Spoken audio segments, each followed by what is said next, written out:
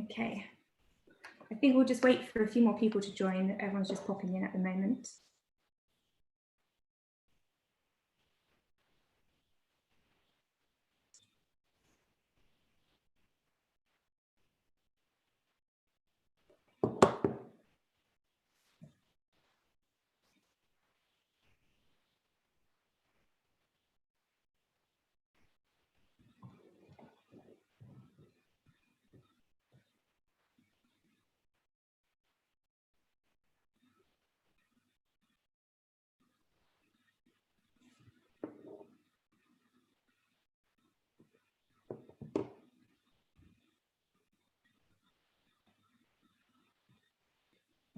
Okay, so welcome everyone to the first online smart thinking event. The response to this event has been incredible.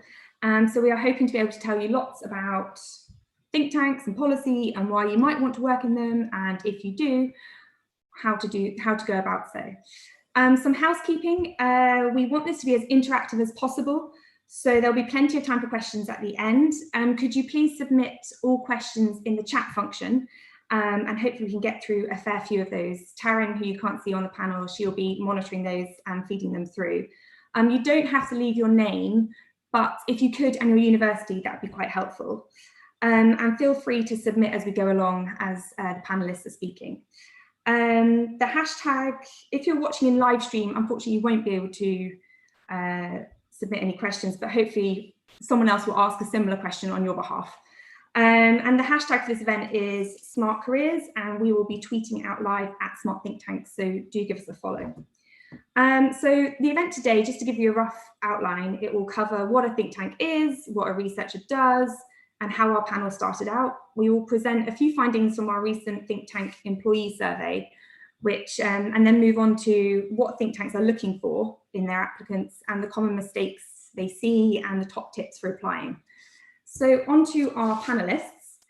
Today we've got Ryan Shorthouse. Ryan is the founder and chief executive of Bright Blue. He became chief executive at the start of 2014, and under his leadership, it has grown significantly in size, reputation, and impact. The organisation has been shortlisted for the past 4 years for the UK Social Policy Think Tank of the Year and UK Environment and Energy Think Tank of the Year awards at the annual Prospect Magazine Awards. Johnny Webb is a research fellow at IPPR in the Energy, Climate, Housing Infrastructure team, and he leads the team's work on housing policy. He joined IPPR in May 2019, and previously he was based at the Wales Centre for Public Policy. In this role, he worked closely with Welsh Government ministers and public services to help connect policymakers with evidence and improve their capacity to make evidence-informed policy decisions. Rebecca Moran joins us from Chatham House. She actually started her career in hospitality and began as a hostess at Jamie Oliver and then became a manager in the restaurants. She spotted a gap in HR in hospitality, and in 5 years, so switched careers almost, I think, and in 5 years has become head of HR at Chatham House, one of the leading international think tanks. And we're also joined by Noni, who is Rebecca's colleague at Chatham House. And so Noni is the in-house recruiter with corporate and international recruitment experience. So Noni's experience has actually mostly been focused on management consultancy, tax and actuarial professions. And this role is her first in the non-profit and charity sector. So her role at Chatham House focuses on attracting and retaining talent and ensuring equality, diversity and inclusion is embedded into their processes.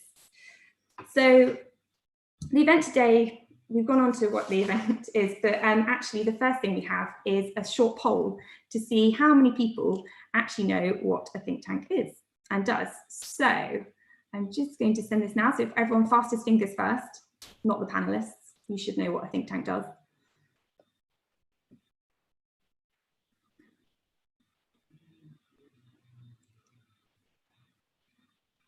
I've been very quick. Nearly there. Okay. Let's see what the results are. Ah, interesting. Ryan, you might have your work cut out for you. So we've got 44% know what a think tank is and does. 49% maybe know what a think tank is and does, and 7% don't know what a think tank is and does. Now, that's not unusual in think tanks, because I think you'll find if you do end up working in them, everyone will always ask you what you actually do. So, Ryan, if we could go on to you, and you can kind of explain a bit more about what a think tank is and does, and its main purpose, and how you started in them.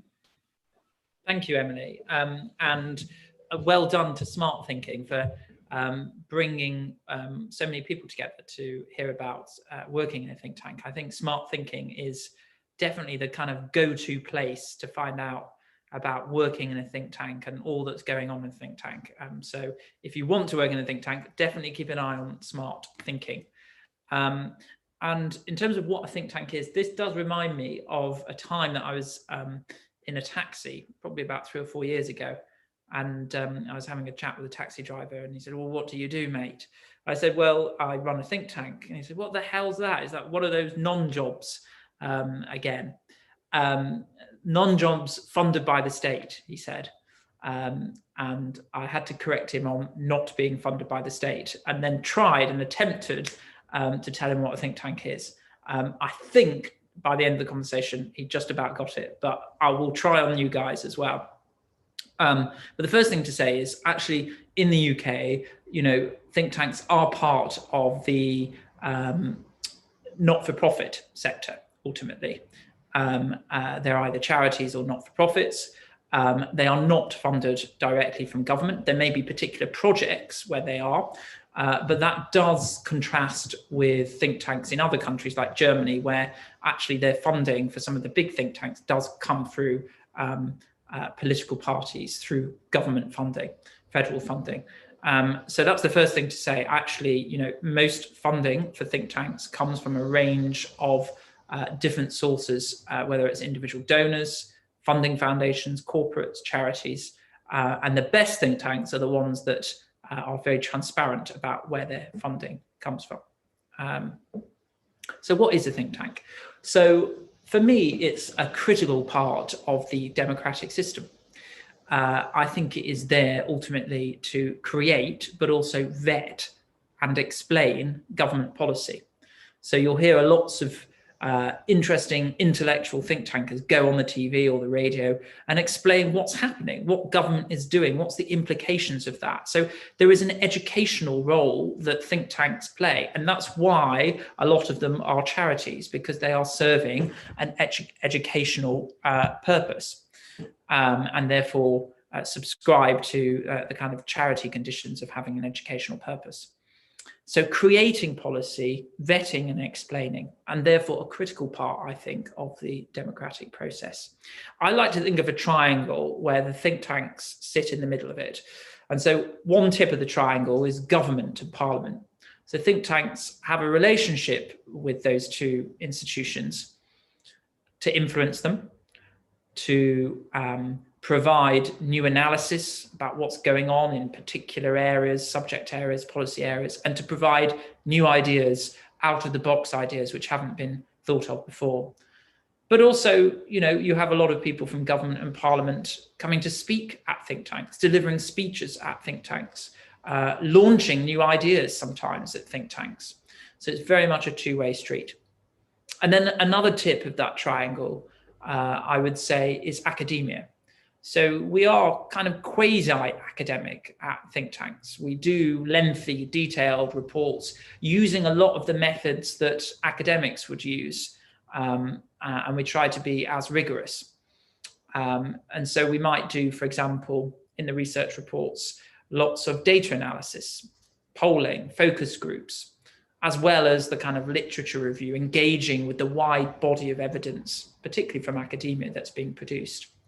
So I suppose the relationship there is that we're drawing on the techniques of academia, but also the ideas of academia, and trying to use the evidence and the ideas to show what that means for public policy and how public policy can change. And then the third tip, I would say, where think tanks are in the middle of, is the media and journalists. So a lot of think tankers provide analysis either in news stories or opinion pieces or on television or radio, as I said.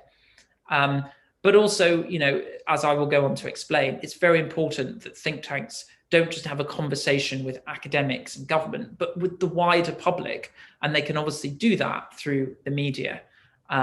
So as I said at the start, it's not just about vetting and changing and explaining government policy, but it's also trying to change public attitudes and public ideas of things. That's also what's very important. And as fortunately we live in a democracy, changing public opinion is very important to changing the political process. So that's the triangle. And I think, you know, you could see think tanks being similar to all of those things and interacting with those three tips of that triangle. In terms of influencing government policy and public discourse, as I mentioned, I think it's worth talking about the kind of different spectrums that think tanks sit on. So one spectrum is about the philosophical alignment of think tanks. So because they belong in the kind of civic sector, they are independent of political parties. But of course, they may have a particular philosophy, point of view, principles in which the ideas they come up with stem from. So, you know, the research we do at Bright Blue, and we are a centre-right, liberal, conservative think tank, liberal and conservative both with, you know, decapitalised. You know, the analysis that we do, I feel, is very objective and forensic. However, the ideas that we come up with, the way that things should change, flow from a certain set of principles and ideas. And I could go through all 10 principles, but I won't do that. You can see those on our website. But of course, all think tanks sit in different parts of that philosophical spectrum. So we're more in the kind of centrist, centre-right space.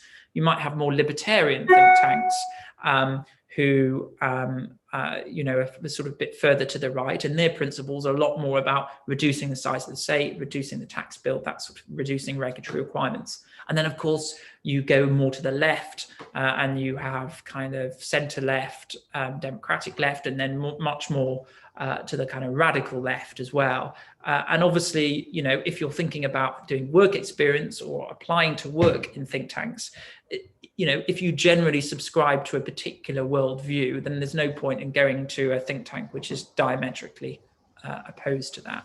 So generally, most think tanks sit on a spectrum. However, there are some think tanks which consider themselves to be completely impartial and non-aligned. And I can see that Chatham House, for example, they're going to be speaking, and they think of themselves in that way. There's a question mark over that because, of course, the ideas that they come up with and the values they come up with may come from a certain philosophy. So they call themselves impartial, but I will leave it to them to kind of challenge that and, you know, challenge my skepticism about that, because I think all think tanks come from a particular philosophical spectrum, although some do call themselves completely neutral. The second spectrum that I would think about is a spectrum of analysis to policy ideas. So particularly the think tanks that like them to call themselves quite neutral, I suppose they can get away with that a little bit more because often they don't offer policy ideas. They just offer analysis. This is what's going on. So the IFS typically has been more in that space, which is, you know, here is what's going on in terms of the budget. Here are the implications, both fiscally and distributionally. And they don't really offer change. They're just there to explain. Whereas I think, you know, you can then get to a think tank which is much more about offering policy ideas and radical policy ideas. They do good analysis, but it's also about using that analysis to come up with policy ideas. You know, I think it's very rare to have a think tank which is entirely about analysis and a think tank which is entirely about policy. But I think, you know, broadly there's a spectrum of one way or the other. And the IFS, for example, is much more to the analysis side, whereas I think Bright Blue, for example, is much more on, you know, the value add that we feel that we can bring is much more on the policy side. So that's stuff about kind of what a think tank is, the kind of different spectrums. And I suppose what are the kind of three main things that a think tank does? The kind of bread and butter, I think, are first research, second events, and third communications. And the communications ultimately tend to flow from the research and events that think tanks do. Research, that could be anything from essay collections, short literature reviews, short policy papers, to much more detailed work, lots of primary evidence using, kind of quite advanced quantitative methods. So you get a real variance. It depends on the think tank. But people, for example, with very advanced data skills are increasingly much more in demand in think tanks, as think tanks have moved to offering much more data analysis, because that's really what politicians and journalists are looking for. So if you have those sorts of statistical skills, you've learned that at university, you've developed that, then that is really high in demand, I think, at think tanks at the moment. Events, so as I mentioned at the start around that triangle, you're really trying to influence government. So often you might host conferences just to get kind of journalists, councillors, activists, all sorts of different stakeholders engaged and discussing and hearing ideas from different speakers at conferences. Or, lots of think tanks also do kind of private dinners, a lot more intimate, where you might have ministers, special advisors, civil servants discussing a particular policy idea. So again, another benefit of working in a think tank is that you get that kind of intimacy with very senior people, often from a very young age, and the opportunity to exchange ideas. So yes, think tanks generally, most staff, I think, tend to go into research, but the events staff who curate, create, organize, execute events are also equally as important, and people who do that sort of events organization and planning, there's a sort of very critical role at think tanks as well. And thirdly and finally is the communications. So obviously you've got to, you can be poring over a report for months on end. And if nobody reads it, then what was the point? And frankly, without being too critical of academia, sometimes academia does feel a bit like that people write on very niche topics and very few people read it. Whereas actually in think tanks, because it's very focused on newspapers, national TV, you feel that your ideas and your analysis are really cutting through both in Westminster, but also the wider public through the media. So again, another key job in think tanks is communications, press officers right through to head of communications, people thinking strategically about how you get into the media, what sort of ideas and arguments that you put forward. So communications is another vital pillar and another essential role. So I would say largely they're the kind of three key roles and three key pillars of an organization. There are obviously administrative and operations functions, particularly for the bigger think tanks as well, because they're much more sizable. In terms of how I started in think tank world, I think there's lots of different ways into it. And Emily, if I'm going on for too long, you can always cut me off. But we'll have a couple more minutes. So in terms of how I got into it, and I think there are different routes. So for me, I started off because I loved politics. I suppose I wanted to become an MP when I first started. That is now, not a thing anymore. And as I've been closer to politics, I've not wanted to become an MP, and instead I wanted to pursue the think tank world. And I started off as a researcher in Parliament to a Conservative MP, and then I became an advisor to the Conservative Party. And then in 2010, when the Tories won power, I decided to go and become a research fellow in what's called the Social Market Foundation, which is a centrist think tank. And I spent 3.5 years there as a research fellow. And then I decided, actually, it's quite a small think tank. I've learned a lot about how to write research reports, how to do events, comms, etc. And so I'm going to set up my own think tank. And I felt that there was a gap in the market of ideas for the kind of liberal conservatism I was espousing. And this was in 2014, obviously, when we had a coalition. So really that kind of cleavage between liberalism and conservatism, the think tank that I was proposing to set up was really sitting there. And that's where it came about. So that's how I got into think tanks. But, traditionally, often people come through the politics route, having been researchers or advisors. Lots of people come from the academic route, having done masters, maybe PhDs, feel actually academia is not right for them. I would rather have something a bit more fast-paced and applied.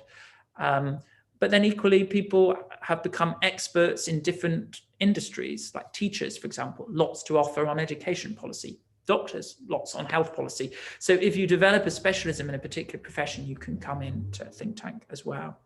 So I think I'll stop there because others will talk about day in the life of think tank, but hopefully that's useful. Thanks, Ryan.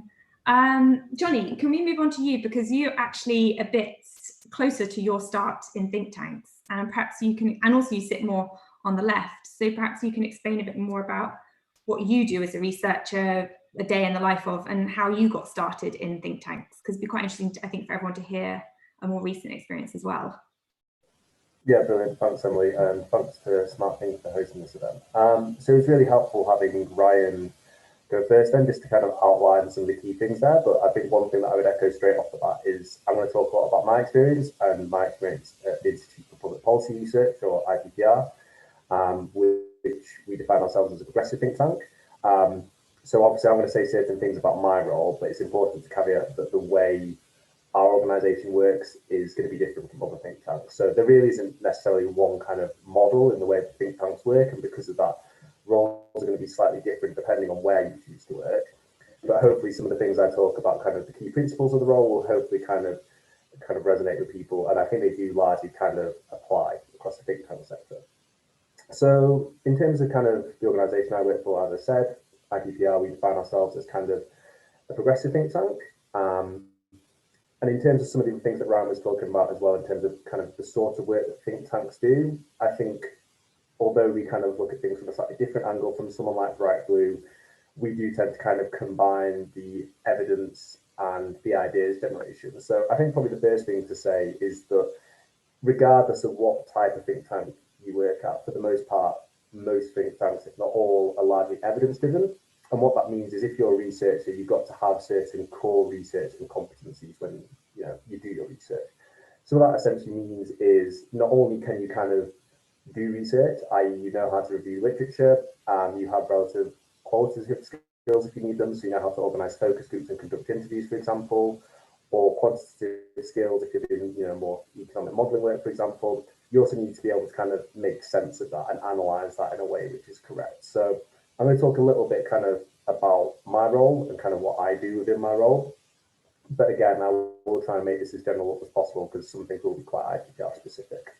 So in terms of what a researcher does, again, this does vary slightly across organisation, but broadly speaking, my role as a research fellow at IPPR is to kind of work primarily on producing reports to shape policy debate. So what that essentially means is, as a researcher, you're kind of in control of the day-to-day running and managing of a research project, of all the things which go on within that. So again, this does look very different depending on what sort of policy area you work in or kind of the way your organisation works. But in my role, I generally cover quite a lot of different policy areas. So I focus predominantly on housing, but I've also done research on climate change and the environment. So probably the first thing to add is that not all researchers are specialised as some. So some think tanks, IPPR for example, we cover kind of a broad range of policy areas. So we have teams that specialise on everything from health policy right through to kind of climate change and the environment. And we've also got offices in Scotland and the north of England because we do more kind of bespoke analysis for the regions of Scotland. So depending on what sort of think tank you work at, there may be an expectation that you kind of do more general research, but at IPPR, we also have kind of specific teams to focus on specific topics. So the first thing I would say is if you're interested in working for a think tank, have a think about what is it you actually want to do. If you want to kind of, become an expert on health policy, there's going to be think tanks out there which are kind of better suited for you. If you're thinking, actually, I want to kind of work across a broad range of policy areas, there's going to be other think tanks which, again, are better suited to you. But in my role, I do work kind of predominantly on housing, kind of a little bit of work on climate change. And in terms of kind of the day-to-day work, what that looks like is, as I said, there's a lot of kind of core research and kind of the competencies involved with that. But even though we call ourselves researchers, I think it's kind of important to differentiate what a researcher at a think tank does to, a researcher at another organisation, whether that's kind of policy and advocacy or in academia. So generally speaking, even though we call ourselves researchers or research fellows or, research officers, whatever broad title you want to kind of give yourself, and there's loads across different think tanks, there's going to be kind of core things that you have to do alongside that research. So for example, a lot of my time is actually spent thinking about how we can generate policy recommendations off the back of our research. And again, off the back of that, thinking about how we can communicate that research to the media and also to the general public. So I think a really important thing about working at a think tank, and this is where it does differ from somewhere like, a university, if you're a university researcher, is you need quite a broad skill set. Because chances are you're not just going to be kind of sat behind a desk doing research. At some point, you're expected to kind of stand up and be able to communicate your work in a clear and effective way.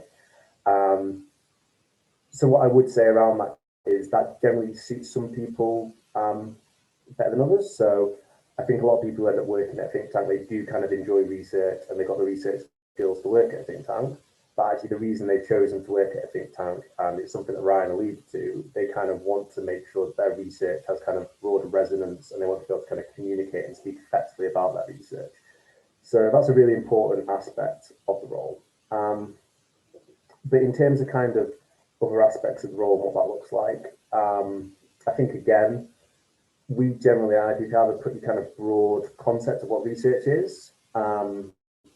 So for us, research involves anything from kind of organising focus groups to doing something which is a bit more quant-based, where you might need kind of particular knowledge of how to do statistics. I don't think I could really say, if anyone does have this question, what specific skills do you need? Because the reality is it does vary across organisations.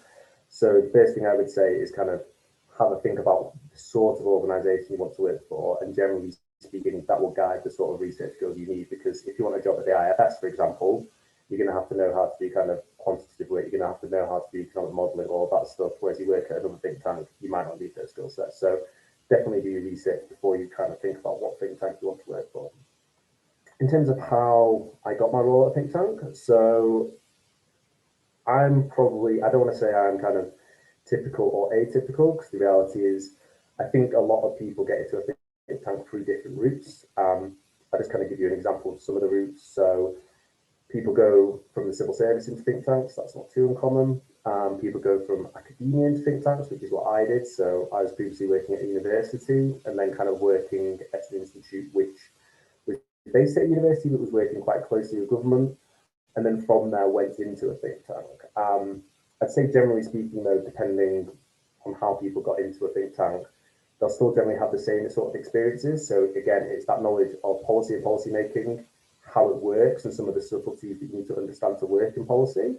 So that basically means, are you in tune with how policy works? Are you kind of up to date with current events? Do you know when interventions might need to happen? Because that's a really key part of working at a think tank. You have to be kind of reactive in the work you do, as well as kind of planning research that you kind of want to get out there and promote. But whilst kind of that's how I got into think tank, again at IPPR, we have loads of different people who got into it through different means. So for example, someone on our health team, we recently recruited them and they actually worked as a junior doctor in the NHS. So again, they got kind of real practical experience of working in that policy space. So I don't really want to say that there's kind of a typical route in, but what I would say is generally speaking, what we would expect from any applicant is that they've got certain core research skills behind them. And as I said, they kind of got that general awareness of the policy making process, how it works. And if you're kind of going into a particular team, so if you're coming into my team at IPPR, for example, and we were recruiting someone in housing, you have to understand housing policy, for example. In some cases, you will need that kind of policy specific knowledge, but not necessarily in all cases. And then finally, because I think I'm running up against time a little bit, just in terms of what I enjoy about it, I think for me, it's a bit weird because, I describe myself as a researcher at a think tank, but actually probably the aspects of the role I enjoy the most are not what you necessarily typically understand to be research. I mean, I would understand it as research, but on paper you might not think it's research. But for me, it's really the opportunity to communicate research and kind of have that platform and have that visibility where you know that you can make an impact with the work that you can do. report and seeing that it's made the headlines and that it's shaping policy debate and seeing that your work's getting cited. So that for me is kind of the real aspect I involve. It's the ability to communicate my research, the ability to talk about it, and it's the ability to have that platform so that you feel like your work is having an impact and making a difference. And I think I'm going to stop it there because I'm a minute over. Thanks, Johnny. That was really helpful. And just as a side note, on Smart Thinking, we've noticed that there's actually been an increase in think tanks looking for specific data skills. So over the last few months, we've got one up at the moment, actually, I think the Institute for Government for Data Scientists, where they've actually hived out almost quite a lot of the data skills and said we actually need someone specific because, as Ryan was saying, it's getting more and more important to get that analysis. So we actually commissioned a survey of employee think tank employees last month, and I'm just going to share a couple of the key findings because it kind of speaks to a few of the things Ryan and Johnny have spoken about. So I hope everyone can see that, but the core thing to note is that don't join a think tank if you want to become rich.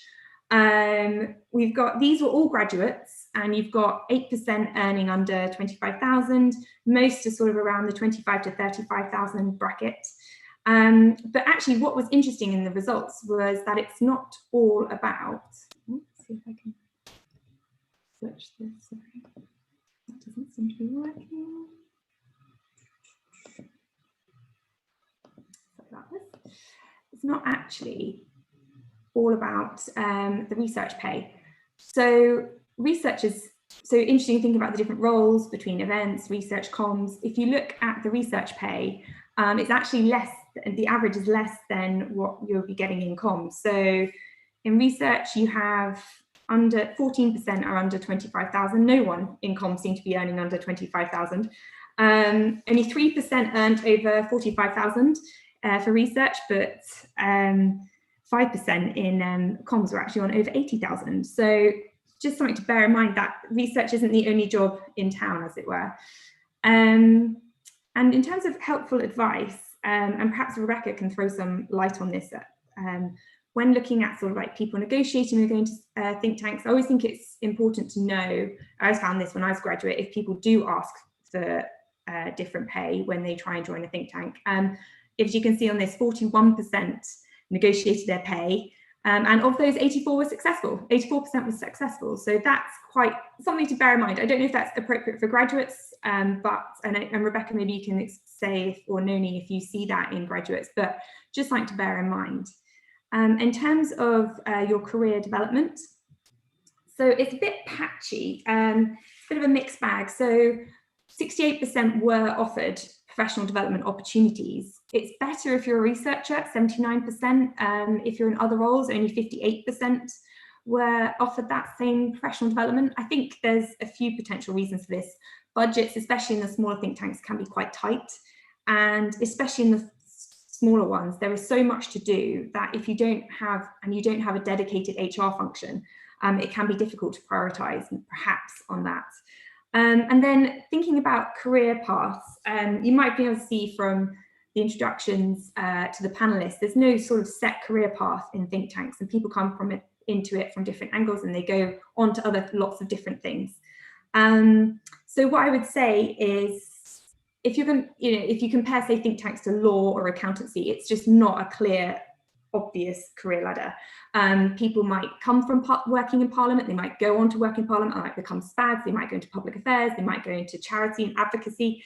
A lot of what you do in a think tank and after a think tank is down to being proactive and creating your own opportunities. So I'd say think tanks are good places for those with lots of initiative. But as you can see there, only 41% were clear what their next career step would be. And of those 41%, only 48% believe that would be in a think tank. So it's often it's an unusual career path. And finally, it's quite a young sector. So 46% graduated in the last 5 years, which often means it's actually quite a fun sector to work in. And that's definitely been my experience. And I think hopefully the panel would say that as well. And of that, 72% would recommend their think tank to a friend. So it's quite, I think that's a good positive sign that people do want to work and to stay in think tanks. If you want the full findings, then just head to our website and the full report is there. So I'll stop that now, but and move on to our second poll, which hopefully will move on to more of how you actually go about getting into a think tank. So this is like, how do you know the first steps to apply to a think tank? So again, fastest fingers first. Oh, clear winner coming through, I see. Give it a couple more seconds.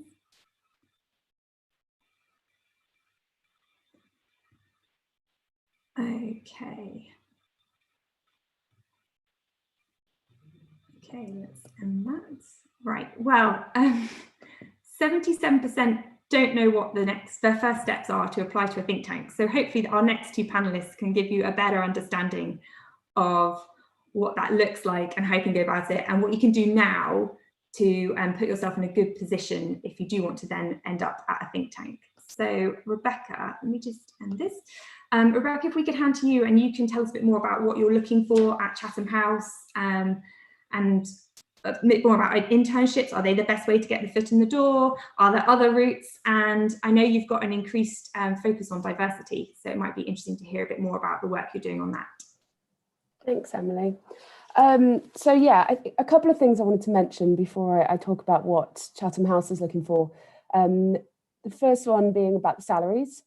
Nonny and I actually have had some really interesting discussions in the past few weeks about not offering ranges of salaries anymore on on any kind of advert, purely because negotiating a salary can be a bit of a privilege. Those that feel that they can will, and those that perhaps don't quite have the privilege or feel that they can won't. So it's something that we're looking to potentially trial, to actually value the job rather than the person.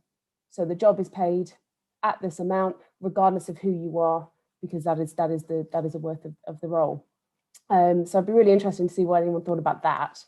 The other thing about Chatham House, so I do recognise who I'm talking to, which group of people I'm talking to, but what might surprise you is to work at Chatham House, you don't need a degree. We are actively removing barriers to applying to work with us. Things like degree, we think they're great. It is one route, it is one option, but it's not the only route into getting into Chatham House as a researcher or in operations. As a bigger think tank, we do have a very, very large operations team, probably slightly smaller than our research, but not much more. So for us, we have careers in HR, in IT, in our facilities, even in our library. So it's not just within the research side of the Institute that you could join if that was something that you were interested in. Research is our bread and butter, but there's a lot of operation work that goes into it as well. And we're very much the kind of the yin and yang. We have to work really, really well together to be successful. So there's lots of career opportunities. The thing that we're looking for most at Chatham House is passion. You can teach any other kinds of skills, but passion is something you can't teach, and it's incredibly important. So that needs to come through in any application, any interview. As some of the other panelists have mentioned, an interest in international affairs is absolutely key. Some of the other skills that are really, really important are influencing. You'll have to fundraise working in the not-for-profit sector. So being able to influence, so it's not just about bringing in money, but it's influencing that's absolutely key. And again, that you can learn those skills through working in a shop, working in a restaurant, through going to university, through networking. It really doesn't matter where you acquire them. It's actually just having those skills. Other things that are very, very important is to be authentic. Nonny can probably vouch for this a little bit more, but we see hundreds and hundreds of people applying, and we really want to know who you are and what makes you so special and what you're bringing to the table. So being authentic about who you are and what you can bring is absolutely critical. Being a great communicator. I think that's something, again, you can learn through school, you can go to university, you can do it through having a job in any other sector. As Emily mentioned, I started my career in hospitality. I learned so many skills working in restaurants, and that have taken me through my career. And your first job doesn't have to be your career for the rest of your life. I never wanted to work in HR. I actively fought against it. In fact, my father said I'd be great in HR when I was about 21. And I was like, no, don't want to do it. No, thank you. Only women work in HR and everybody hates HR. And then when I turned 30, I realized actually this is something I'm very, very passionate about and I love it and I think I'm good at it. Nonnie's part of my team. She could maybe let you know what she thinks, but you don't have to decide your entire future right now. What's the best way? If you do want to get into somewhere like Chatham House, I can't speak for other think tanks. I can only speak for the one that I work in. As I've mentioned, there's loads of routes. We do have internships. We are offering them completely online at the moment, and we're going to have a super cohort in the spring opening up because we did have to cancel quite a few of our internships this year because of COVID, because we didn't have the laptops to give to people. We weren't set up to be online like lots of people. COVID became as a bit of a surprise to us and we've had to react. But we do have internships and they're a great way in. Not the only way, but they are a fantastic way to get through the door. You don't have to have degrees, you don't have to have experience. But again, what our intern and outreach manager will be looking for is passion, attention to detail, ability to communicate. Those are all things that will get you through the door into one of our internships. And once you're in, there is no guarantee of a role, but we do have a number of interns that have gone on to have amazing careers with us. In fact, some of them are directors now within the Institute. So that is a great way in. Another way in, we do have entry-level positions. So our lowest salary at Chatham House is 26K, and that is an entry-level position. You don't have to have experience to get one of those roles. We will teach you everything. You just have to apply. The way to get in is having a great application. So Nonnie will talk you through how to get her attention, but it's people like Nonnie, you want to get her attention. She's the person that will be wafting your CV in front of the researchers if you're going for a research role, or the comms team if you're going for a comms team, or in front of me if you're applying to be in my team. So try and be creative. She reads a lot. She reads a lot of these applications, so you really want to try and make sure that you stand out. And by standing out, you want to be true to yourself. So how I got my role was I talked about the fact that I grew up. I left England when I was 8. I grew up in Zambia and Egypt. I went to university in Scotland. I graduated during the recession and I ended up working in a bar. My boss now thinks this is a hilarious story. Now she knows me because I can talk quite a lot. I got demoted from the bar to being a bar back because I spoke too much.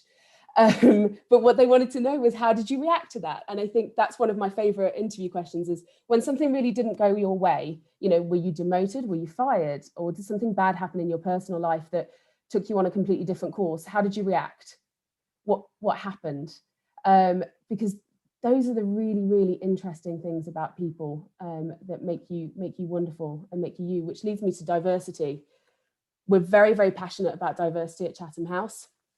And when I talk about diversity, it covers everything. It covers who you are, the experiences you had in your life. They are so unique to you. And we want to know about those things because that's what's made you you. I'm not looking to recruit another me to my team, and nobody else at Chatham House is either. We really want different people because that's what makes us successful.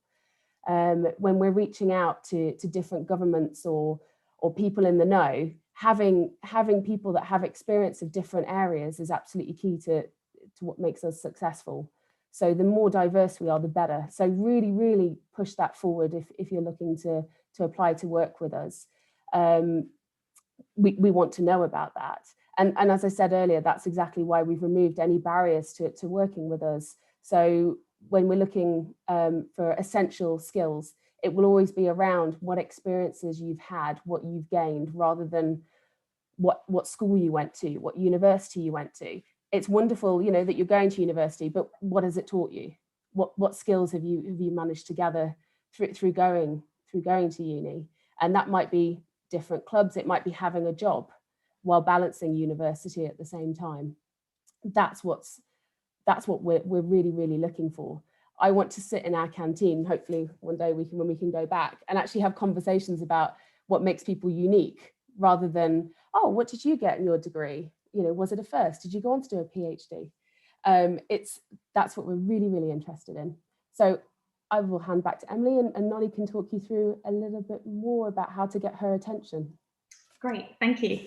Nani, so you actually see the applications and you have the best view in the house for what people should be doing or could be doing and what to avoid. I think the best piece of advice I ever heard from Chatham House before when I was on a similar sort of panel was know what the Chatham House rule is, because at some point someone will ask. So that's the top tip first. So Nani, over to you. Thank you, Emily. In addition to knowing Chatham House's role, it's important to know who Chatham House is and what Chatham House are doing. So my advice to anyone who's applying for any role with any organisation would always know the company or organisation you are applying to. Know their values, know their mission, and know what they're looking for. Pay attention to the job description. What have they asked for? What are they looking for? What essential skills or desirable skills do you think you can add or contribute to the role? So knowing those little things before you proceed with an application is basically what will make or break your application. As Rebecca mentioned, I literally go through tons of applications. And what I'm looking for is, in all honesty, the first and foremost, I think, is the passion. Passion is something that you can demonstrate in speaking, but it's also something that you can demonstrate in writing. So talk to me about what you are passionate about. Talk to me about, how that fits into the role and what we're doing as an institute in order to grab my attention. And I'm not the only person reading those applications. I will be sharing those with the hiring managers, and they too want to see that the person who could potentially be the, the candidate or the job holder, is passionate about what we are, what we stand for, and what we want to do in this role and in this team. Common mistakes, and again, I totally appreciate the level, where most of you are currently at, where it's probably, near, still studying or about to graduate. Common mistake number one is don't take any skills or experience for granted. So this includes any experience. It could be voluntary positions. It could be something you do on the side where, maybe you're helping with budgeting or something finance related, where you have written a piece or, contributed to some work. The tutoring you do on the side, that in itself is a skill because you're basically helping someone else through specific techniques. So don't undervalue, what you're doing that isn't really considered employment. Use that to its full potential and talk more about how that has developed you as an individual as well as upskilled you, because we tend to put on ourselves in, I think we like to think experience only relates to employment. It doesn't. It could be any experience, any skills that you would have, gained, be it in your studies, those papers that you write, that's a skill. Attention to detail. If that gets published, that in itself is an experience or a skill that we're looking for if you're trying to move into a research role, even within our, external relations team. That's what we're looking for.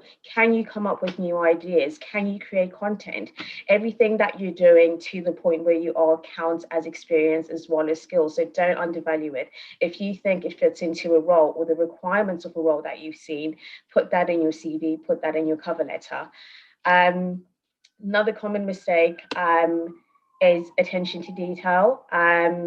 As a researcher, that is so important. And not to say roles are confined to research only in think tanks. You need attention to detail in HR. You need attention to detail in comms.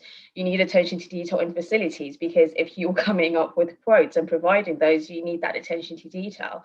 So one thing that I'm looking at, and one thing that could, make or break your application is, are there typos in your CV? Are there typos in your cover letter? It could be a brilliant cover letter. However, because you haven't checked and made sure that everything was correct and there were no typos, unfortunately, we're unlikely to move you to the next stage. So things like that are, what we need to pay attention to. There's some really good you know, apps that I can recommend that will provide you or go through your spell checks, including Grammarly, which is what we use in the HR team. So look out for that when you're doing, you know, working on your CV or cover letters. And in that cover letter, common mistake, know the role that you are applying for. If I advertised a role where I specifically asked for a research analyst, your cover letter should say you are interested in the research analyst position. It's common where people use the same cover letter to apply to different roles, different industries, different organizations. And that simple mistake like that, you could be really, you know, skilled and experienced for what we're looking for. But because you haven't really shown me in the cover letter that this is the role that you want, this is where you want to land, I'm not convinced. So pay attention to your cover letter. And again, I can't emphasize the passion bit. Your cover letter should speak about why, you know, what your passion is, how it relates to the role, why you want to work in this role, what are you bringing to this role that sets you apart from hundreds of other people applying for the same role. And your CV, you know, it's good to have one CV. We are confident in our one CVs, but sometimes, you know, certain roles and certain opportunities require us to be able to adapt our CVs to what the requirements are. So if the role is asking for certain skills, make sure your CV reflects that, make sure your cover letter reflects that. If, you know, and those desirable, let's not, you know, we do say desirable in terms of, you know, this, you know, certain skills that we look for. But then if you have those, emphasize those, because as much as it's a desirable, that is the one thing that could potentially set you apart from the other 200 people that have applied for the role. So if anything on a job description matches what you have or your potential based on your previous experiences and skills, add it on your cover letter, add it on your CV. That is your brand, that is where you shine, and that's how you demonstrate to any employer that you are the perfect person for the role, and you've demonstrated it in your application process. And if the application process requires you to answer application questions, please answer those, because we've asked for those. We've put those questions because we want answers. Let's not take for granted that we've got a great CV, a great cover letter. If we're asking you to answer certain questions specific to the role, please answer those and do take it seriously, because again, that is, you know, that will decide whether you are going through to the next stage or not. I don't know if I've gone over, but I think I pretty much. Yeah, so those are the key mistakes that I've seen, and I wish everyone the best of luck with your job search. I've already seen a few people connecting with me on LinkedIn, which is great, so I will try to respond to everyone. But if you have any questions, do feel free to pop me a message. But essentially, attention to detail. Sell yourself in your cover letter, sell yourself in your CV. Let's, you know, make a note of all the skills, experiences that we think are required for the role or the organization in our application processes, and just, you know, shine your best light. And I will look at your CV and I will forward your CV to the hiring managers and probably convince them to interview you. Great. Thank you. Thanks, Noni. That actually neatly brings us, well, it's interesting you're both saying about apply for the job you've applied for, not say which other job you'd like to do at the same time. In a think tank I worked for a time as a fundraiser, and one of the questions my boss used to ask would be, oh, are you interested in a research position? And everyone would say, yes, really interested in research. And it'd be like, well, you're actually applying for a fundraising position. So that's, yeah, that was a bit of an elephant trap. I was actually just thinking, Noni, about the interviews. So we've got lots of great questions coming through, and we're going to get to those in a second. Just to remind everyone, if they could put their name and university on, that would be great. But just my own personal question for you, Rebecca, and actually even Ryan, I think, because we've got a diversity paper coming out next week, which one of the things it talks about is making it you know, easier for people from lots of different backgrounds to apply. And one of the things that people are often concerned about are interviews. And I just kind of wanted to get a steer of what an interview looks like at Chatham House or at Bright Blue. Is it a competency-based interview? Is it going through your CV? And Rebecca, perhaps you can kick us off. Yep, so competency-based interview, absolutely. We always open up, just a bit of insight, we always open up asking people to talk us through their CV because it calms them down. Not because we haven't read the CV, but it always calms people down. So it's always a nice way to kind of kickstart things. The thing about diversity for us that we've learned is, and really increasing that, is to make sure throughout the entire process that it's touched upon. So even our panelists at Chatham House, diversity has been thought through. And that's not a quota thing. Noni's heard me say this 1,000 times before. I'm not about setting targets for ourselves in terms of diversity. It's a culture for us, and it lives and breathes in the organization.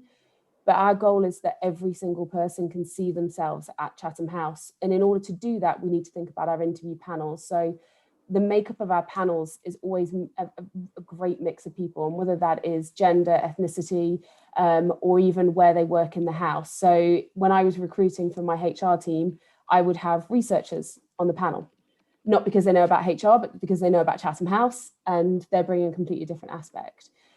So that's really, really important.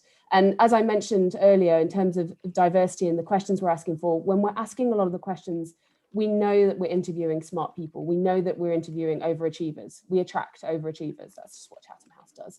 I think with most think tanks. But what we're really interested in is what makes you special and what makes you you. And that's that diversity piece. So the questions are never quite as simple as people think. We're always looking to find out more information than what you would consider. So don't practice too hard, because you can't fake who you are. Just make sure you understand your brand and what makes you special. And Ryan, what's the process at Bright Blue? Well, it depends on the role that someone's applying to. I mean, we invite applicants across all roles to send in a CV and covering letter. For some roles, we actually do name blind and gender blind admissions at more entry level, because there's some good evidence on that, improving diversity. Let's take a researcher role and, you know, a kind of entry level researcher, what we would be doing there. So we would probably invite the applicant to, in the first case, do a written test. And that would probably be something like a kind of article or an essay, a short essay or something which they would write, because we'd be wanting to test their attention to detail, their policy knowledge, how forensic they are. We'd then invite them to an interview as a second stage process. And in that, we would probably ask them questions, as Rebecca's already talked about their background and their CV, particularly to warm up, because everyone's nervous in interviews. So you've got to kind of, and we do factor that in, because of course, you know, it is very nerve-wracking having an interview. So we don't expect people to have perfect answers all the time. And that's, I think, really worth saying. And we do try and settle people's nerves. We will then ask about kind of background in research, the sort of work that you've done, the skills that you have. And then we probably will ask about Bright Blue. So we will ask people, you know, what was your favorite Bright Blue report? What's the best thing that you think that we've done? What's the worst thing that you think that we've done? So always read up on the company that you're applying to. Make sure that you know stuff about them, because we want to see that you've invested in us, that you really want to work for us. And we will also ask for a researcher role questions about policy, what's going on in government in particular areas. So if we put out a job advert for energy and environment, we would expect the applicant to know, you know, we wouldn't expect them necessarily to know every policy that government's come out with, but we would expect them to know what's kind of going on, what government's coming up with, the sort of people they've read about the particular policy area. And then thirdly, we do for researchers, we do ask them after that interview to do a kind of miniature literature review, just of a particular policy area. So we do actually have quite a rigorous interview process, and that includes the kind of face-to-face meeting, but also because a lot of the work of researchers is very, you know, extensive research and writing, we are wanting to test that, to make sure that, you know, they have that sort of interest and familiarity and comfortability and excelling really at that sort of thing, because it isn't for everybody writing lengthy, detailed forensic reports. You know, if doing your dissertation was painful at university, don't become a researcher at think tank. That would be my advice to you. You know, you've got to enjoy extensive research and writing. Great, thank you. Right, we're going to move on to some of the audience questions. And the first one, actually, Johnny, I'm going to direct to you. It's from Gareth from Cardiff Uni, who asks, do you need a master's to work in research? So do the people you work with all have masters? The short answer to that is no. The slightly longer answer, which gives you a bit more detail, is I think not just IPPR, but a lot of think tanks are making quite a purposeful effort to diversify and attract people through their recruitment processes who typically wouldn't apply to think tanks. And I think because of that, we put a lot less emphasis on educational attainment. And just to sort of echo what everyone else has said, for us, the really important thing is, why do you want to work there? What is essentially, you know, your reason for applying? Because when I have had to sit through applications, for example, the interesting thing is when someone's got a really kind of compelling story there for why they've applied for this role. How do they see it fitting in with their career? What is it particular about IPPR that attracts them to that role? So no, don't get caught up on whether you need a master's or a PhD. The reality is, what you need is, you need a good understanding of the policy area you want to work in, and you've got to have a really compelling reason for why you want to work for that organisation. They're the key things that you need. Great, thank you. And just to say, we've done an article on a couple of months ago on how to transition from academia to think tanks, because it's not always, it's a bit of a one-way to think tanks. So that's on our website if anyone is at a PhD level or further along than that and are interested in working in think tanks. Okay, so next question, which is from Donna in Durham, which I think is a really important one, is, are internships paid? And this has been a problem in think tanks, but actually it's got better. And I think every think tank here pays their interns. But Rebecca, maybe you can just confirm that we do pay. We do pay, yes. We paid London living wage for all of our internships. Great. And another question for you, Rebecca, is, has the pandemic affected your hiring? I would say things have slightly slowed down, but actually, and as a surprise to myself and the rest of my team, we've continued to grow. So in March, I believe we had about 176 fixed term and permanent employees. So that's not including our associate fellows and everybody else that makes up Chatham House.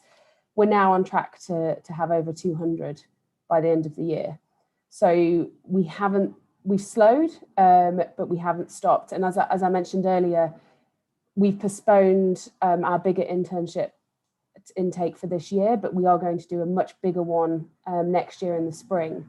So we're very, very committed to continuing to grow the next generation. In fact, it's part of our strategic plan. So we're really, really focused on that next generation piece. We even have a next generation young panel of advisors that Noni helped to recruit with some of our council members. So there are still things coming through. So it has not completely stopped. But I would be lying to say if it hadn't just slightly slowed. Yeah. Ryan, what is your take on this? So, I mean, on internships, yes, we definitely pay, and we pay the London living wage, and we do a 3-month graduate internship program with the hope that somebody will then become an entry-level researcher at the end of that.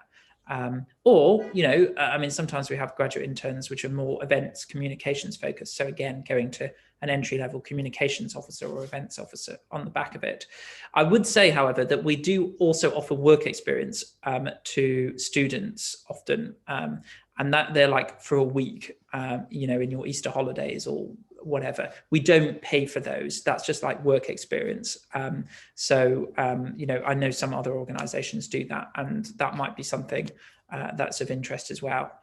In terms of recruitment, I think actually a lot of think tanks have been quite, you know, generally not hugely affected by COVID. If anything, there's kind of more appetite because the world has been turned upside down. We need more policy solutions. So actually there's more demand for think tankers to get to work and come up with some creative solutions to lots of the problems that are now emerging. So we, for example, are just about to hire some more people. So, you know, and that would lead to a growth in our organisation. It would mean that we're about 10 or 11 people. So we're definitely on the small side compared to Chatham House, and certainly compared to IPPR. I think we're a kind of small to medium sized think tank. So yes, luckily we have been unaffected by COVID. If anything, there's been a slight increase in demand for our work. Great. And a question from Ellen, who I don't have her university, but what level can apply for internships? Is it just graduates? Is it higher? Is it whilst you're studying? No need. What do you see in the applications you come through? Do you have to have graduated before you can start an internship? No, so I mean, as a policy at Chatham House, we can only employ, this includes internships, anyone over the age of 18. So what that means is that we, you know, in terms of our internship program, we would consider people on a part-time basis. Again, it really depends on the program. So we do have an opportunity for either part-time as well as the full-time to allow people, if you want to study and do the internship, that is something that we offer, and creating a flexibility where you can actually gain the experience as well as continue with your studies. But if you wanted to go in full-time, we do have those opportunities as well. Great. And I mean, we've got a lot of questions on internships and what have you.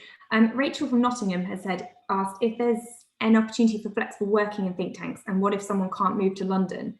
And I'm going to ask Johnny and Rebecca, because Johnny, you've got IPPR North and IPPR Scotland, but I know this is a concern for lots of people who can't afford to live in London for 3 months or 6 months, even on a London living wage. So Johnny, if we come to you first to see what IPPR are doing and the opportunities maybe more north of the country, and then we'll go to Rebecca. Yeah, so as Emily's outlined, I think we're somewhat unique in the think tank world in that we actually do have offices outside of London. So we've got offices in Manchester and also offices in Edinburgh, so IPPR Scotland and IPPR North.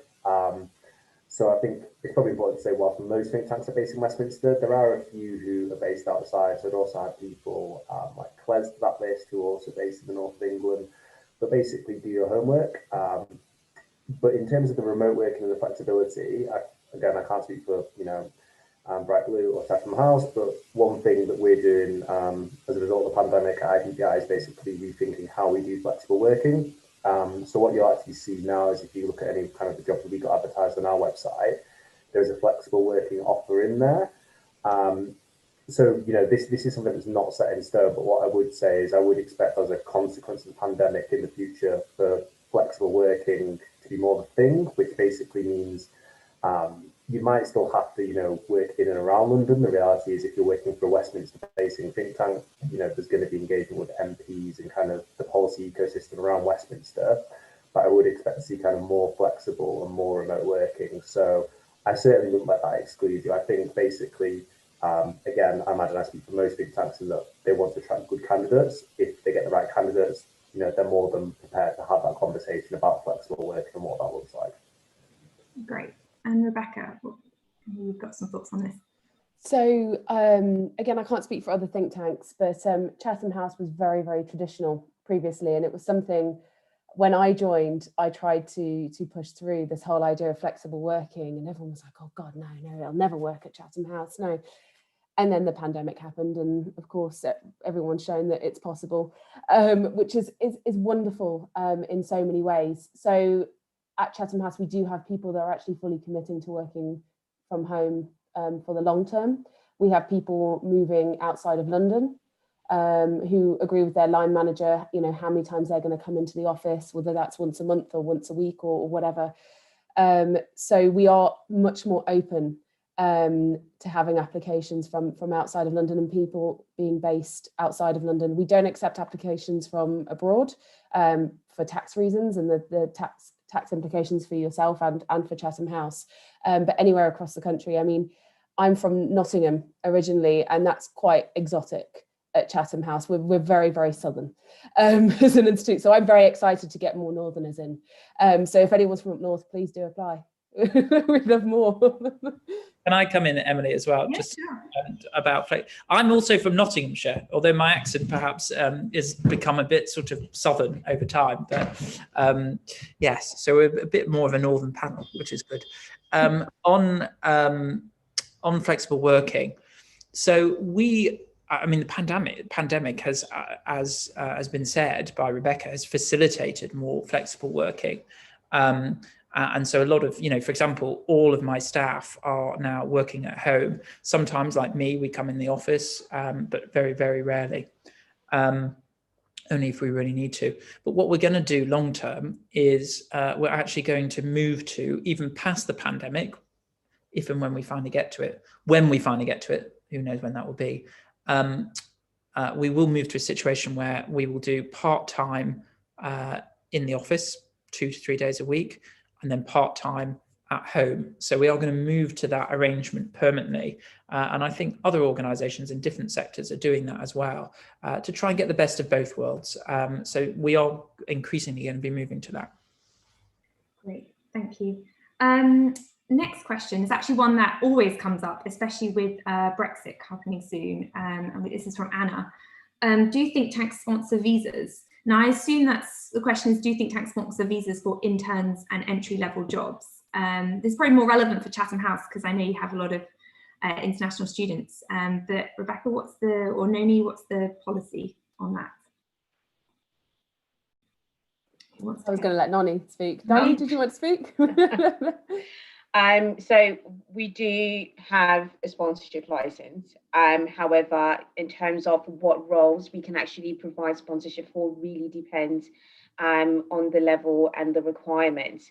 So it really is analysed on a case-by-case basis. And what you typically find is the more senior research fellow roles are those where we probably be looking to sponsor at the junior level or entry level. Unfortunately, we aren't able to provide that sponsorship at that level. But then again, case by case, depending on what the requirements are, if there's specific language skills, for example, that we cannot go without, then obviously we need to open the pool to consider that. Yeah, great, thank you. And Johnny, this actually speaks to what you were talking earlier about data skills. This is from Ben in Sussex. Are there specific data analysis skills that are particularly in demand at think tanks? Yeah, so I would say increasingly a lot of think tanks are interested in what they can do with big data. Also in particular, I mean, I think, it does vary per think tank, but people who have any sort of experience with kind of econometrics and modelling are always going to be in demand, just because kind of the way we work, quite often the thing which captures a headline is, we always call it a killer stat, but it's basically, think tank predicts X, whatever. So having those quant skills, kind of those modelling skills are particularly useful.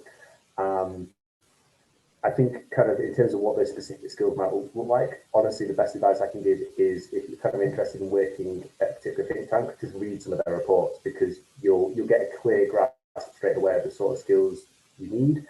And the best reports will be really clear about their methodology. So they'll be really clear about how they've reached their conclusions. And from that, you can basically see what skills you need to do that role. So yeah, definitely read reports from think tanks to see the sort of research they've done and kind of the methodologies they've employed as well. Great, thank you. And this is a message for me, a question for me, but I might get someone else to weigh in as well. Regarding the young age of the sector, this is from Doreen in Royal Holloway. Is this because older applicants are applying or because younger graduates are sought out? From my experience, I worked for think tanks for 7 years. It tends to attract younger people because it's not phenomenally well paid. So at a certain stage, some people might want to go into other careers. You end up with a lot of very bright people, young people who are all working, engaging in the same thing, are really passionate about what they want to do. And so that kind of fosters a community of younger people going to the pub, all that kind of stuff. But I could be wrong. Johnny, I'll ask you again. You're young. Why do you think it attracts more young people? And is it because it's sought after, or it's just a natural thing that happens? Yeah, I think a couple of things. I think probably the first thing is, as you said, and again, it does vary per organisation, but often, the roles aren't massively well paying, which means that you're going to attract younger graduates. I think secondly, and it's probably taking it a step into the future, it's what you get out of working for a think tank. I think what a think tank is great for is basically it can build your profile and it can give you a really broad range of skills, which sets you up to do lots of other things in your career. So generally speaking, what you see with think tanks is they actually have, you know, relatively high turnover. I don't think that's because they're terrible places to work and people want to leave. The reality is it sets you up really well. So generally what you see very kind of ambitious, motivated young people go in, they do 3, 4, 5 years, however long it is at a think tank, and then they might go on to do something else. You know, again, I'd recommend if you kind of look up the alumni in those think tanks, they go on to do a range of things, whether it's, you know, work in politics, work in journalism, kind of head up research at another organisation, like whether that's a think tank or, you know, slightly outside the think tank world. It's kind of for many seen as that first stepping stone into an ambitious career. So I think that's why you generally get younger people, in particular, kind of for the sort of entry level roles. And I think, again, probably the final thing I'd say is that generally speaking, the way think tanks are structured, the senior roles are pretty kind of few and far between. IPPR is a bigger think tank, but again, thinking of kind of our senior team, that's probably, you know, 6 people big. Below that, it's all kind of various levels of researchers, which again means that you just have generally speaking, a younger organisation because more of those roles are kind of concentrated towards younger people. Yeah, thank you. And that kind of feeds into the next question from Rick from Cardiff. Are there any particular careers that feed well into think tanks? And I'm going to ask Ryan first, because you've actually done other careers or have been in other roles outside think tanks and then moved into think tanks. So perhaps you can just explain some of the more common ones that we see in think tanks that people come in from or move on to. Yeah, I mean, just on the kind of data thing just earlier, I think people who have got knowledge of statistical software like R and SPSS are very much in demand in think tanks. So I think that is something to think about. Just on entry routes into universities, into think tanks. I think, so yes, I mean, I wouldn't say that I had a completely diverse career because I was still in Westminster as a researcher and an advisor, and that is quite a common route. So people who go and work for politicians or maybe for political parties, special advisors, do come into think tank world as well, because they obviously have good contacts, political knowledge, communications now. So that's a very common route into think tanks.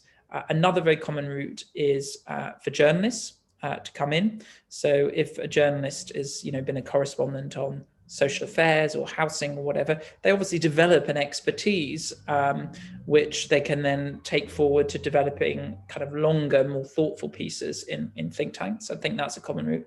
Academia, because obviously, the long form writing that you're doing and the kind of extensive research is often very useful, but people find think tanks a bit more applied and fast paced. So come in after doing a PhD, for example, into think tank world. And then, there are particular professions, I would say teaching in particular, where people, develop a real interest in public policy around education and are experts by experience, as it were, and want to come in and take that. And Jonathan was talking about a junior doctor earlier who was working at IPPR. So there are particular professions where people actually are very passionate and knowledgeable about the profession and think, actually, I want to try and make a difference and try and make policy change for that area as well. Yeah, great.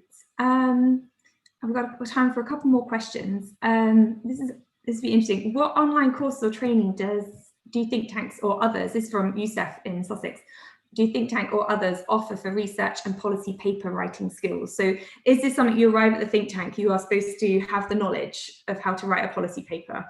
Or is it something that then gets developed into it? Because I know each think tank has different styles, but perhaps we should ask Chatham House first. So Noni or Rebecca, if you, what you do in Chatham House, and then we can ask the others. So in terms of learning and development, again, we're a little bit behind, I would say, compared to other industries. Because when I joined Chatham House, for example, a lot of the time people really want a ready-made product, someone that knows how to do everything already. And in the last year, I would say, we've really mixed that up and really focused on that next generation and training people in the skills that they don't have. So we have a fantastic L&D program, which is blended learning. It was classroom, now it's online. We have classroom online learning, as well as an online learning tool. We use LinkedIn Learning for ourselves. And we don't assume everybody has every single skill that we require. So what we do is offer a lot of different skills, whether that is writing, or whether that is even resilience, whether it's fundraising, whether it's networking. We offer a large range of things, and they're really intense courses. We spend roughly about between 60 and £100,000 a year on L&D. So there's lots and lots of things for people. As people mentioned earlier, particularly Jonathan, about there isn't always lots of room to move up. We're quite sort of flat in terms of our hierarchy. So what we do is offer a lot of learning and development to retain our people. And we have great retention actually at Chatham House. And we don't mind people using us as a springboard. My goal is always to keep people for at least two to 4 years is always my goal. And we do that through offering the training that we do. And so, yes, we do offer those skills, but a lot more soft as well, not just, you know, there's a lot more about business that people underestimate that I'm sure Ryan and Jonathan can talk about. You know, you're managing £1 million budgets sometimes, and you're networking. These are not always skills that you get through school or university. So we do offer courses and training for that. Great. Ryan, you're nodding. Yeah, I mean, you know, it's different for a smaller think tank because, you know, in terms of the capacity and time that we have to deliver loads in L&D, it isn't that. And a lot of it is learning through the job and line managers providing support quite intensively during the drafting of research papers. However, having said that, we do training. We provide internal training on various different things, whether it's, you know, how to appear on television or radio, how to do kind of complex data analysis, how to put together research proposals. So we do a kind of program of internal training, and we also offer for staff who have been with us a little bit longer the opportunity to do external courses, which we might fund as well. So we do enable that as well.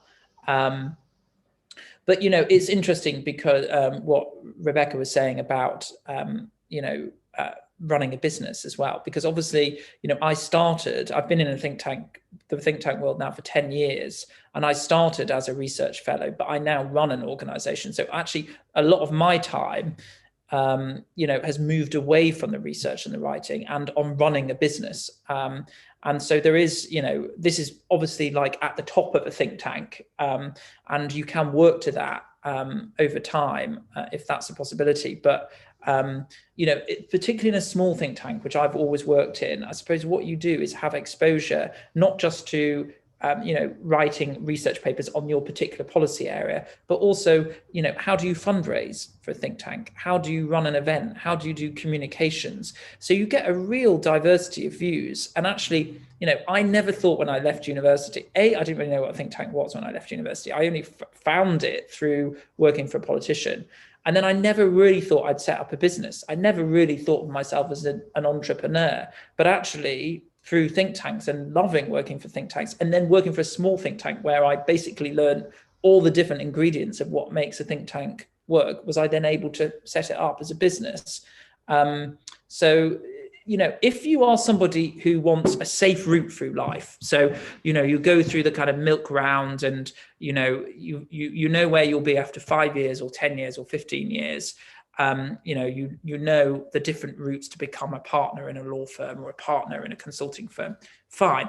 If you want a bit of variety in life, you never know where it's going to go or where it's going to lead you, you know, opening yourself up to that comes with risks, definitely, but it also opens up possibilities of different types of jobs, and think tanks. You meet all sorts of very interesting, diverse people, and you never know where your career might go. And if you don't like that sort of riskiness, then maybe think tanks are not for you. But, you know, if you do want to, you love kind of research and writing and you want to see where it goes, then, you know, think tankery is great because you meet some really interesting, very senior, influential people, and you never know where that might lead you. Great. And Jonathan, how did you learn to speak IPPR? Did you have to learn? Yeah, I think to a degree. I think I'd echo what everyone else has said, and just add quickly that IPPR does kind of offer, support for training and development, and we've got a budget available for that, so we do support staff with that. But I think for me, in terms of how you learn to do all the things at the think tank, how you learn to, write reports in the style of the think tank, I think I'd really echo what Ryan's just said, in that if you're the sort of person who's kind of sat there and you're thinking, what I want from a career is I'm passionate about this policy area. I want to be able to, do a job which actively is able to shape that policy area through the impactful work I do. That's a great start. You'd fit in really well, I think. But what you also need is you really have got to have a willingness to kind of be open to lots of stuff, and that means basically at times it might seem quite stressful, but you kind of got to kind of be able to be thrown in the deep end a little bit and kind of thrive off, that sort of environment. So, in a typical day, I might have to, draft a report, do a press release, do a broadcast interview, chair an event, speak to a key kind of funder, do other tasks around that. If you're sort of sat there and you think, oh God, that sounds really stressful, then, maybe a think tank isn't for you. But if you kind of sit there and you think, actually, that sounds really exciting, I'd really love to do that, then a think tank probably is for you. And I think I just add that, the way you develop a lot of these skills, it's basically by doing it. At IPPR, we offer quite a good kind of broadcast media training program, for example, so practicing doing a broadcast media interview.